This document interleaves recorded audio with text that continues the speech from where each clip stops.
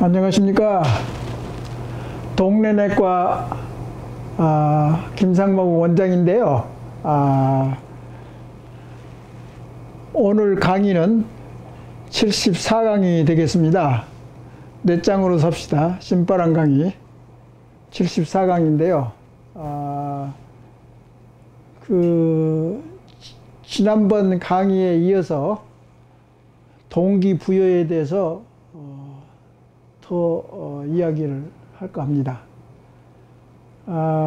동기부여라는 것은 이제 그 말 자체가 아주 모호하게 그렇게 들리겠습니다만은 이게 상당히 변화를 시키는 데 있어서 핵심적인 내용이니까 어떤 적어도 이런 말이 무슨 의미를 가지고 있는 것 정도는 알고 넘어가야지 제대로 변해야 산다.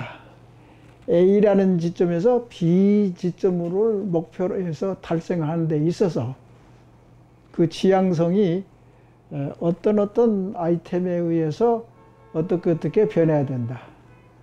우리나라 좋은 국민성은 계속 유지 발전시키고 나쁜 국민성은 이제 이걸 더 좋은 걸로 바꿔치기 한다든가 변한다든가 그래서 더 좋은 선진 의식 구조를 또는 이제 더 좋은 국민성을 창출할 수 있다.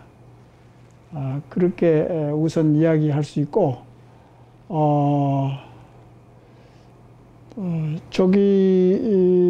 지난번에 이야기한 것 중에서 변화의 사다리,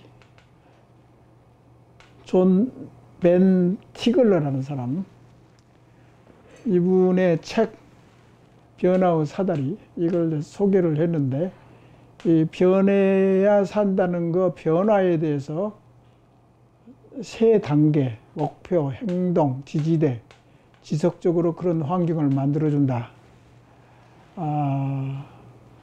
그런 내용이 있는데요. 동기부여에 대해서는 이게 심리학에서 제가 알기로는 한 40년, 50년 동안의 역사를 가지고 있습니다. 동기부여. 그러니까 어떤 하고 싶은 원하는 것이 뭐냐.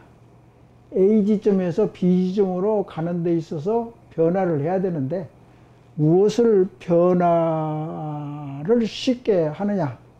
그런 동기부여에 대한 공부를 쭉 하게 되는데 예를 들어서 심리학 중에서 이 책을 내가 읽어본 바에 의하면은 이 책이 이 책을 주로 해서 내가 강의를 좀 하고 있는데요. 기적의 NLP 심리학. 이 책은 동기부여에 대해서 많이 이제 써져 있어요. 그래서 심리학에서도 지난 적어도 20, 30년 동안은 이런 동기부여에 대해서 많이 학자들이 공부를 한 결과에 의해서 이런 변화를 대한 그런 설명이 가능한 거죠. 동양 사회에서는 특히 동북아 삼국에 있어서는 이제 개인적인 자아 자부심의 학문이 그렇게 발달하지 않았기 때문에 변화에 대해서도 상당히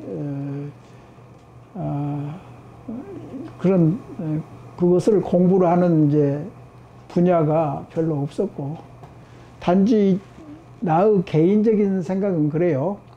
학문으로서는 이제 서양이 역시 분류적이고 분석적이고 과학적인 거를 잘 탐구를 할 수 있는 능력이 있는데 동양에서는 그런 학문보다도 경험에 의해서 인생을 깨닫고 상당히 깊이 들어가는 게 있어요. 뭐 공자가 됐든지 맹자가 됐든지 성현들을 보면 동양애가 월등히 많잖아요. 그리고 불교도 마찬가지고, 예를 들어서 인도의 오래된 힌두교의 철학 같은 것은 굉장히 깊고 심오하게 그렇게 되어 있잖아요. 그래서 그 학문 자체나 심성에 대한, 심리학에 대한 것은 동양에서도 벌써 수양에 의해서, 도덕 단련에 의해서 그 어떤 경지에 올라갔는데, 그런 과정을 진단하고 분석적으로 파악하는 것은 서양의 과학적인 마인드가 있기 때문에 이런 책들이 많이 가능합니다. 먼저 이제 내 책에 몇 장으로 삽시다. 우리 동양 삼국에서는 집단적인 자아의식이 좀 있어요. 특히 도덕 관념에 있어서. 그런데 그 대신 개인적인 자아 자부심이 굉장히 약해요. 그런 전통이 없습니다. 그리고 개인적인 것은 개인 차원에서 이야기하는 거지, 이것이 개인적이기 때문에 개인 이기주의와 혼동을 해서 나쁘다고 절대 할 수가 없는 것이 개인 자아 자부심, 그런 건데, 이것을 더 강화시키고 집단적인 자아의식은 우리가 이미 가지고 있는 거기 때문에 더 이상 발전시킬 필요가 없습니다. 그런 이제 동서양의 그 의식구조의 차이가 있는 겁니다. 그리고 여기서도 이 책에서 내가 강의하는 것들은 긍정적인 이성과 감성에 대한 걸 이야기합니다. 부정적인 건 말하고 싶지 않습니다.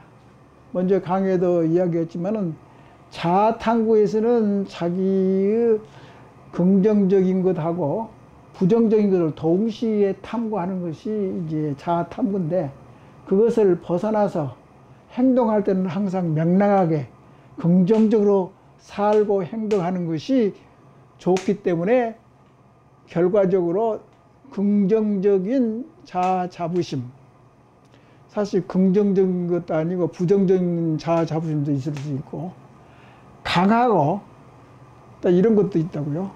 자아 자부심 중에서 강하고 참된 것만 내가 논하거든. 논하기를 좋아합니다. 그렇지만 참된 것이 아니고 왜곡된 자아 자부심도 있을 수 있고, 강한 자아 자부심이 아니라 약한 자아 자부심도 있다고. 소심이 같은 그런 이제 의식구조를 가지고 있는 사람이 많이 있지 않습니까?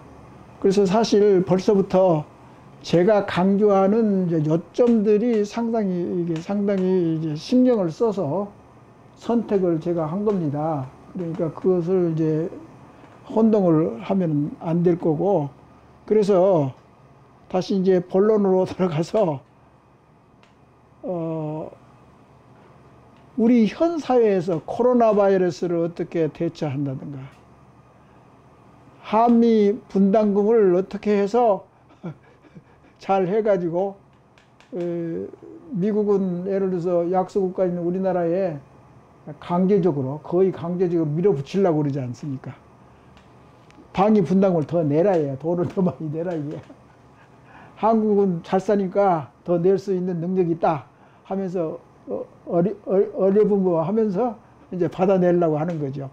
이것도 이제 우리가 이제 고집스럽게 그렇게 할 필요가 없다. 그렇게 자주적인 이제 주장을 할 수 있는 거죠. 미국에 대해서. 그리고 이제 중국도 이제 상당히 이제 중국에 대해서는 이제 고개를 굽신굽신하고 있는 상태이지만은, 미국에 대해서는 동맹이기 때문에 대드는 거죠. 그래서 방위를 더 못 내겠다. 코로나 바이러스에 이제 이것도 이제 우리나라가 상당히 좋은 찬사를 많이 받고 있잖아요. 그래서 또 이제 한류랄지 IT랄지 위안부 문제랄지, 위안부에 이제 단체 비리가 있는데, 이런 모든 이제 계기, 시대상, 시대에서 일어나는 모든 이제 이런 자극적인 이벤트, 갈등 요소를 잘 해결함으로써 결국은 이걸 잘 해결하는 방법이 나로서는 내장으로 삽시다의 개념으로서 이걸 해결할 수 있다는 겁니다. 그게 지난 강의에서 내가 강조하는 거예요. 그래서 이런 개념을 사실 미리미리부터 미래지향적으로 만들어 놨습니다. 이것을 현재의 잡다한 모든 문제를 해결하는 데 있어서 부족함이 없습니다. 그래서 이걸 참고 삼아서 변한다. 그러니까 이런 모든 것이 어떻게 대처하는 건 이제 그런 것이 되겠고, 내장으로 삽시다의 내용이 바로 B점, A점에서 B점으로 가는데 B점 목표치가 된다. 이제 그렇게 이해를 하면 아주 쉬울 겁니다. 그래서 다시 이제 동기부여,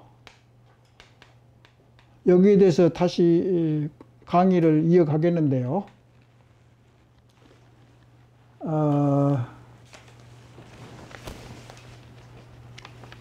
이제 애들한테 교육 문제만 보더라도 애들한테 공부해라 공부해라 그러면 애들이 머릿속으로 그걸 잘 가기를 하나요?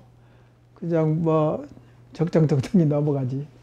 근데 지금 교육은 스스로 자기가 알아서 자기 주도적으로 딴 사람의 간섭 없이 공부가 재미있어서 어떤 점이 재미있었기 때문에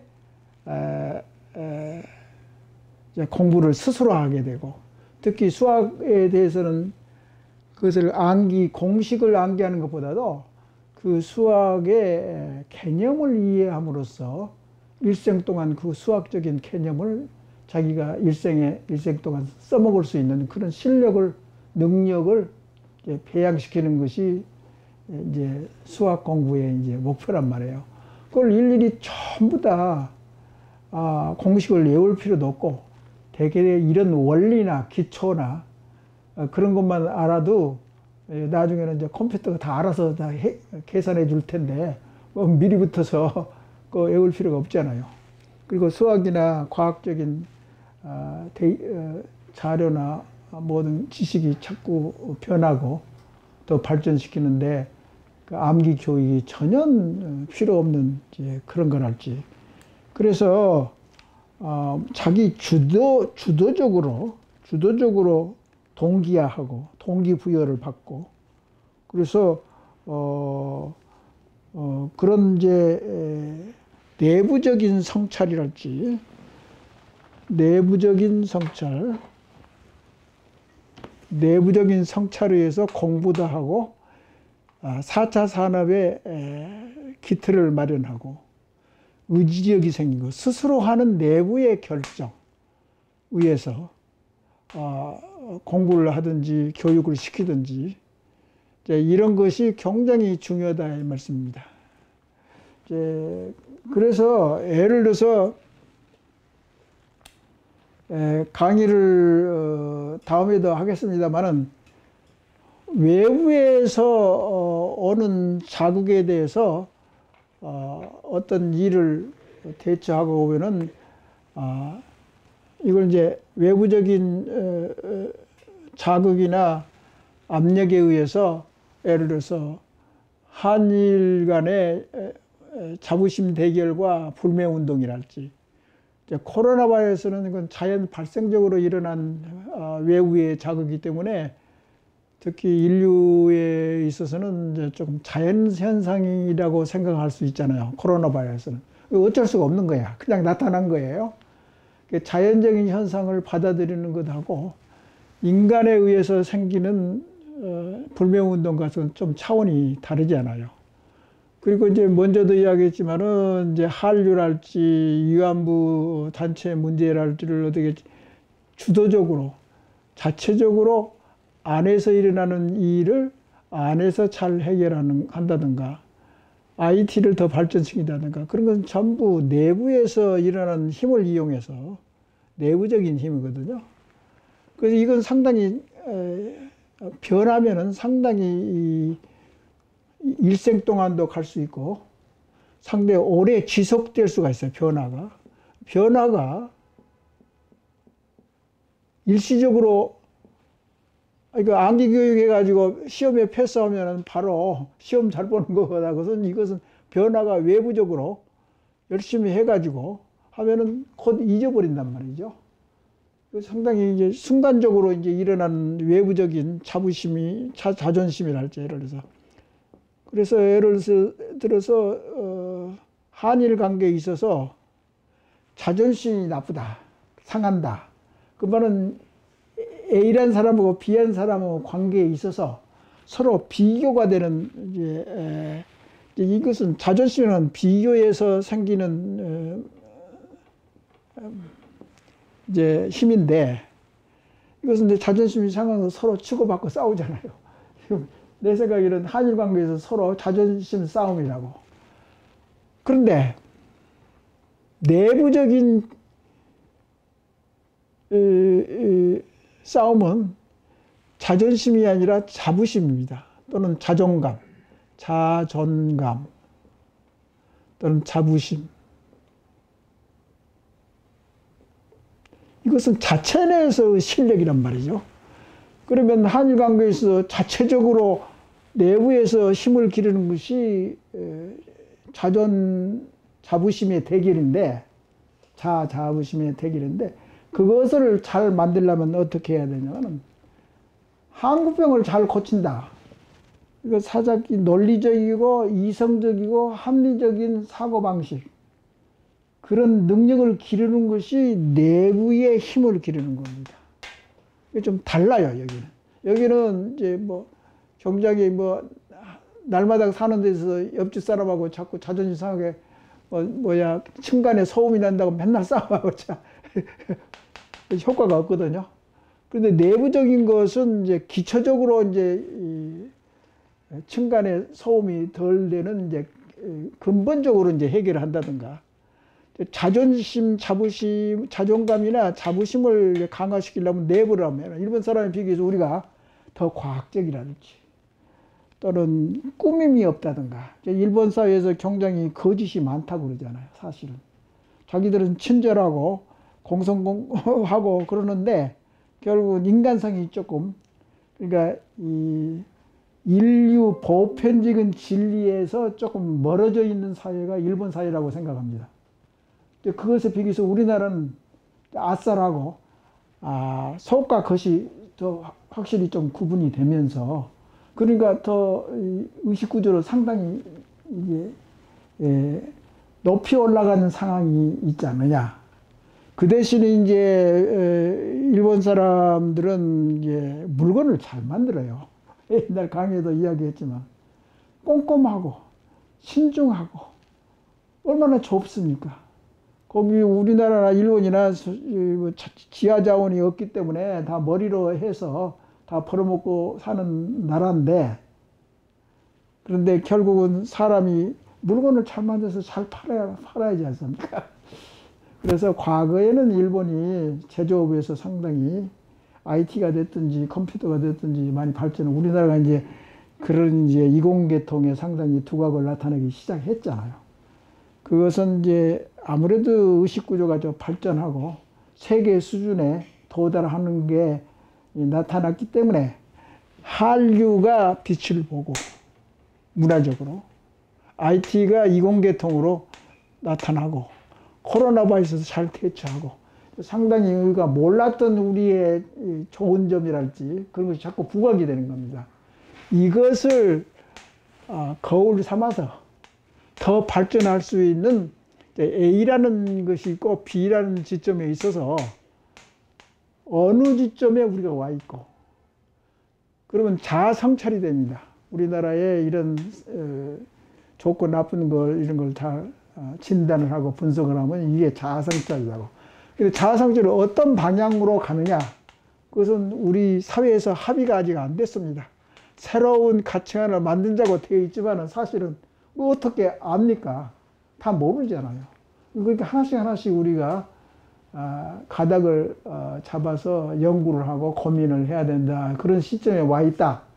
그러니까 이렇게 말로만 할 일 말고 모든 새로운 국회 레벨에서도 그 말로 하면 아무 소용 없습니다. 구호만 외칠 것이지. 거기에 대한 이제 대책이랄지 강령이랄지 이제 프로젝트랄지 그런 방향성이 있어야 되는데 우왕좌왕하고 있는 것 같습니다. 그런데 앞으로 이제 더 지켜봐야 되는데 우리나라에서 새로운 질서가 뭐냐? 새롭게 가치관을 어떻게 정립해야 되고 어떻게 표현해야 되고 어떤 방법으로 우리가 변화를 해야 된다. 이것은 상당히 큰 문제입니다. 이런 것은 이제 정책 위반자들이나 그런 사람들이 이제 신경을 쓰겠지만 일반 국민도 마찬가지고 일상생활에 시대가 많이 바뀌고 그래서 우리 개인적으로라도 굉장히 열심히 이런 걸 탐구하고 그럴 줄 압니다. 그래서 변화를 하는 데 있어서는 사전에 이런 백그라운드, 기초 지식이 좀 있어야 됩니다. 그래야지 그게 논할 수가 있는 거죠. 그 변화를 하는 데 있어서는 우리가 보통 이야기하잖아요. 마음의 지도를 만들어라. 어디가 뭐 지도라고 하면은 이제 뭐 어느 동네의 지도가 아니라 머릿속에는 마음의 지도가 있습니다. 지도, 이미지, 영상. 그건 우리 뇌가 발달하는 진화 단계에 있어서 제일 오래되고 제일 잊어버리지 않고 상당히 오래된 이제 개념입니다. 그래서 쉽게 잊어버리지도 않고 그래서 그런 개념을 알고 있어야 되고 항상 경험했다 그 말은 이제 경험한 것을 자기가 생각도 하고 느낄 수도 있고 행동으로 옮길 수도 있는 여러 가지 단계가 있습니다. 그래서 경험이라는 것은 하나의 이미지로서 구조로 이제 모양이 있다 이 말이죠. 구조로 생각할 수가 있다. 그래서 이제 그런 방향으로 자꾸 이제 생각하는 수준에 또는 안목이 팽창될 수 있고 그것도 심화시킬 수 있는 것입니다. 그리고 마음과 몸은 항상 같은 시스템에서 놀고 있습니다. 항상 뭐 신체하고 정신하고는 자꾸 이제 이분법적으로는 할 필요 없고 같은 시스템입니다. 다 연결되어 있습니다. 뇌하고 저기 사지에 뻗쳐 있는 신경이나 혈관이나 모든 것이 다 통합적으로 한 시스템에 있다는 것을 이제 이해를 하면 될 거고 그리고 항상 소통의 문제가 있다. 사회적으로나 신체적으로.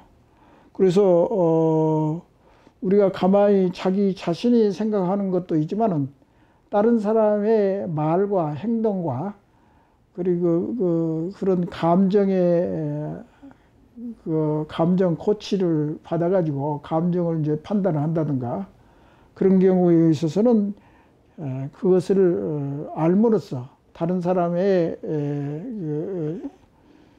그 반응 것을 통해서 자기도 견주어서 더 깊이 생각할 수 있다.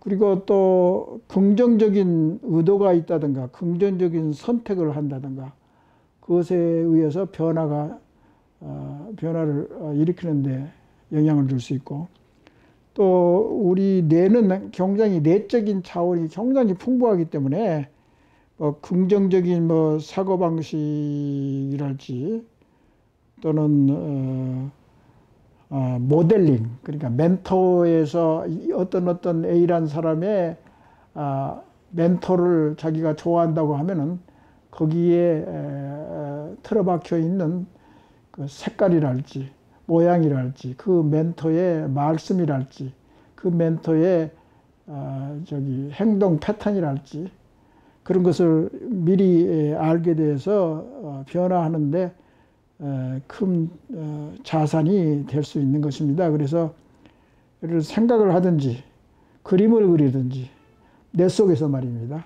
뇌 속에서 뇌 세포 뉴런 사이에서 내부에서 그러니까 외부에서 오는 이제 자극에 대해서 이제 그런 이제 프로세스가 과정을 거치지만은 내부에서 이르는 모든 느낄 수 있다든가 딴 사람의 이제 의견을 감지한다든가 그것을 자기 것하고 견주어 본다든가 그것을 자꾸 이제 활동 사진으로 이제 만들어서 영화를 돌리고 또 뭐 사진을 찍는다든가 또는 자기가 하고자 한 바를 그 사람의 이제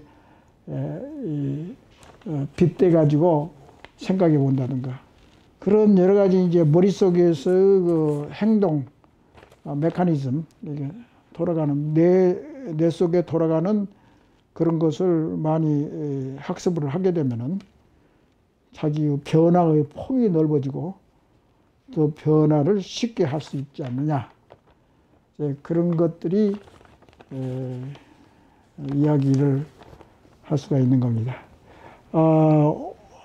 이번 강의는 이걸로 끝마치고 다음 강의까지 동기부여에 대해서 또 말씀을 올리겠고 그 다음 강의는 이제 이게 동기부여가 상당히 어렵기 때문에 그때 사회에서 일어난 이런 이벤트나 문제점이랄지 변해야 된다.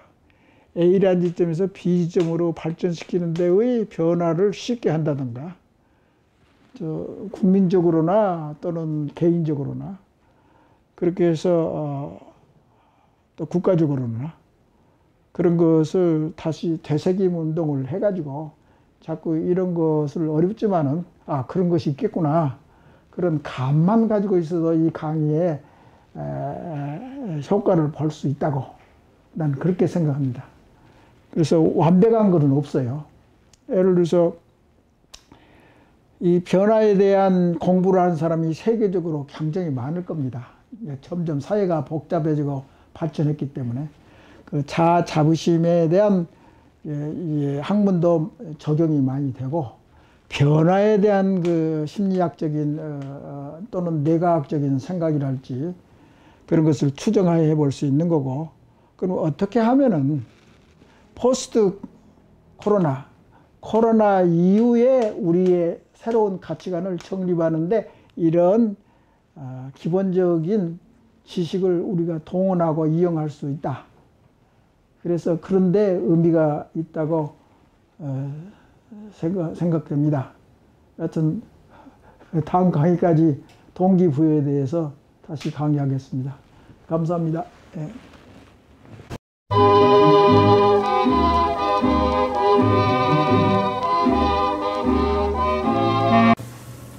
예, 그동안 안녕하십니까?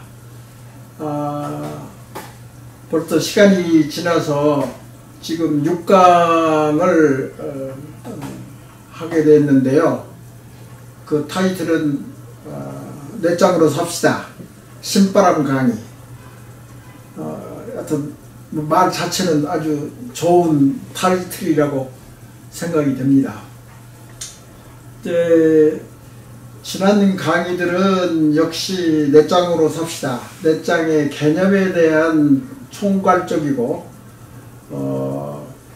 총론적인 그런 것을 주로 했고 동시에 한국병이라는 우리나라 나쁜 의식구조 또는 국민성에 대해서 포커스를 맞췄습니다. 아시다시피 나 자신도 또 뭐 외국 사람들도 마찬가지고 우리나라 사람도 마찬가지인데 부정적인 것을 흉을 보고 또 고소하게 생각하는 그런 문화들이 있습니다. 전 세계적으로. 특히 우리나라는 이제 뭐 사돈이 밭을 사면은 배가 아프다든지 조카가 뭐 전답을 사면은 배가 아플 정도로 그런 이제 심리적인 그런 것이 좀 있고 그래서 여자분들도 나쁜 사람의 자꾸 수다를 떨면서 그 비난하는 또 흉을 보는 그런 것을 즐기는 그런 의식구를 가지고 있습니다. 그래서 한국병도 마찬가지입니다. 내가 30년 전에 한국의 나쁜 의식구조 근데 지금 30년 후에 많이 의식구조나 또는 국민성이 좋아졌다고 판단이 됩니다. 그렇지만은 좋은 의식구조도 개발해야 되지 않느냐. 그래서 이제 오늘 강의에서는 좋은 의식구조, 우리나라 좋은 국민성, 그것을 한번 살펴볼까 합니다. 지난 강의에서도 이야기했지만은 저는 이제 누적된 스트레스 의식구조론이라, 그러니까 그런 의식구조에서 여기서 본 바와 같이 이제 그 누적된 의식구조에서 생긴 장점이 이제 좋은 국민성이고, 나쁜 것이 소위 한국병이라는 6가지를 제시한 바가 있습니다.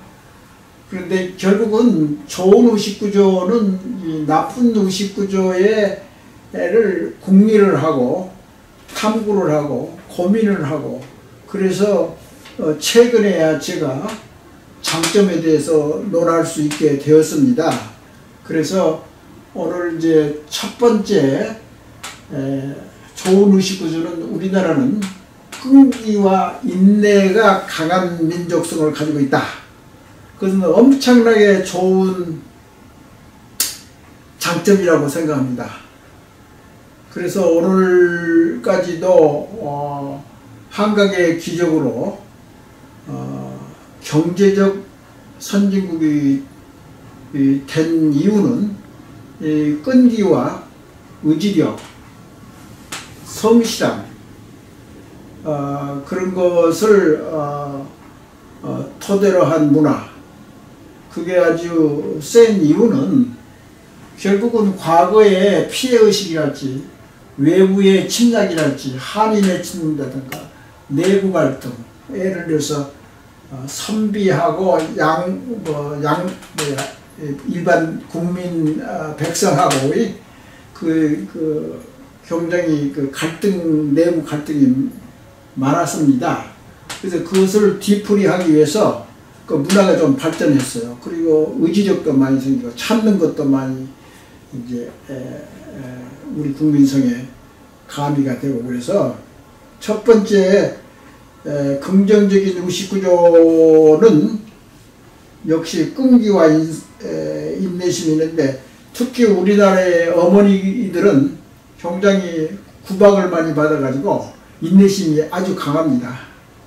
그 웃지 못할 일이지만, 그러지만은 이제 악조건에서 항상 다시 태어났을 때 좋은 점이 많이 있고, 성공하고 이제 행복을 찾고, 그래서 나는 아줌마 정신이 우리나라에 아주 강하기 때문에 우리 국민들도 강했고, 그래서 좋은 의식구조를 심어줬다고 그렇게 감히 평가를 하고 싶습니다.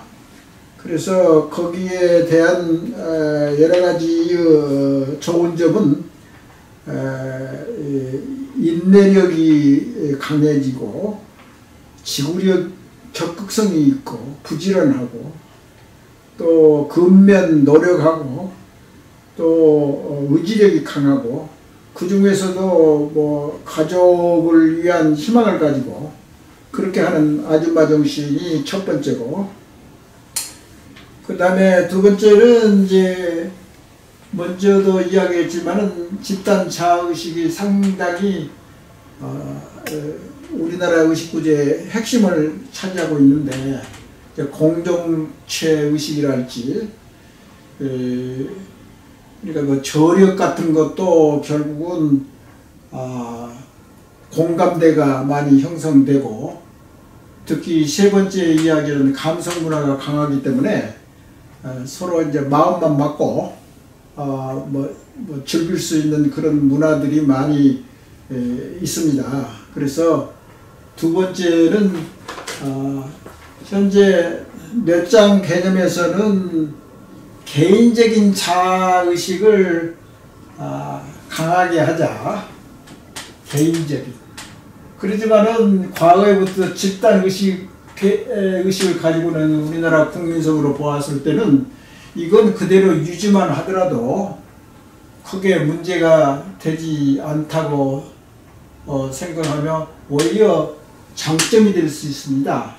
그래서 서양의 강한 개인의식 구조 그런 것을 동양의 집단적인 자아의식을 사실 배우고 공부를 하고 있는 분도 그런 것 때문에 그렇다고 생각이 듭니다.